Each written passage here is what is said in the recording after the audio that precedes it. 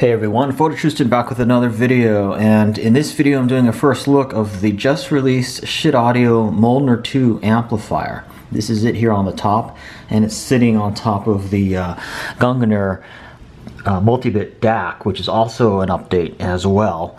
But in this video I'm talking mostly about the amplifier, and what's really cool and unique about this is it's not only a hybrid tube amplifier, so hybrid meaning solid state and tube, but also you can make it completely solid state if you want by adding in these inserts. And what these inserts are is what Schiit Audio calls the list. And here's the box that they come in. It says linear integrated solid state tubes. And what it basically is the solid state circuitry in a tube holder that you insert, in the tube slots.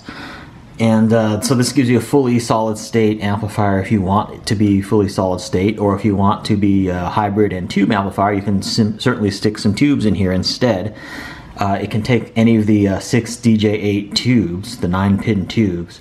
So if you want to do tube rolling for getting a different type of sound or whatever, you can do that. So that's really unique. I've never seen an amplifier with this sort of unique feature that Schiit has been able to develop.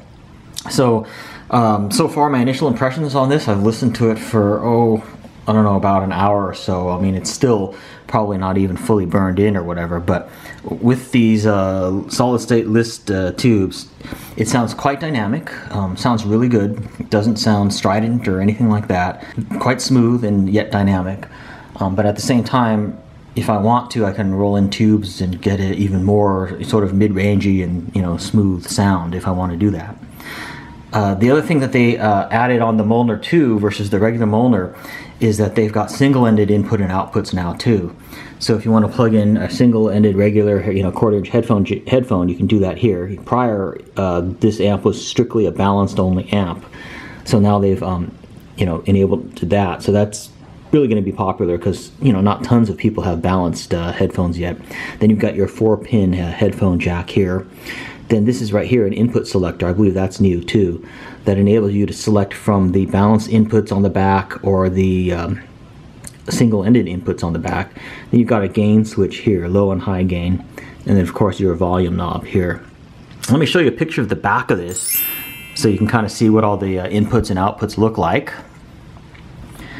So you've got, as you can see, balanced ins and outs and single-ended ins and outs, and then you've got your power switch. I'll be doing a more extensive review of this equipment in my channel in the coming weeks as I get more chance to live with it and listen to it. But my initial impressions are really very positive.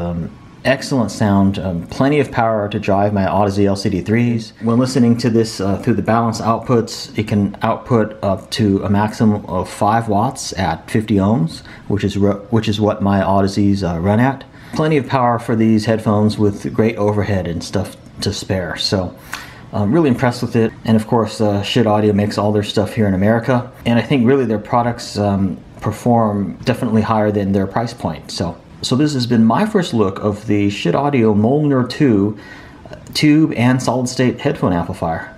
Really a cool amp. Be sure to subscribe and stay tuned to my channel for a full review of this amplifier later on.